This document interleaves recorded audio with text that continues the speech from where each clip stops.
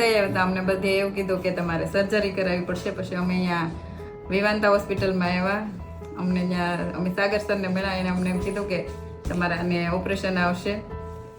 પછી અમને ત્યારે બીક લાગી હતી કે આવડી કેવીને ઓપરેશન કરવું તો જોખમ જેવું લાગતું હતું એમ.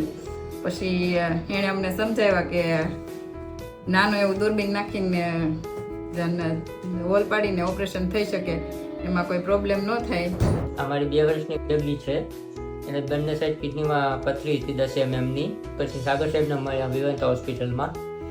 બે એવું કીધું હતું સર્જરી આવશે, પણ અમને એ કામ સારું લાગ્યું એટલે અમે અહીંયા સર્જરી અહીંયા કરાવી. અને સર્જરીમાં અમે ડેમેજ થયું હતું કે એક સાઈડ કિડનીમાં આંતરડા ડેમેજ થાય એમ હતું અને એક સાઈડ લીવરને.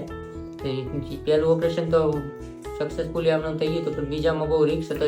એને પેશન્ટ સાહેબે 2-3 કલાક મથીને ઓપરેશનના 7 દિવસ થઈ ગયા છે. બેબલીને તમે જોઈ શકો છો, તમારી નજર અમે હસતી ખેલતી રમે છે.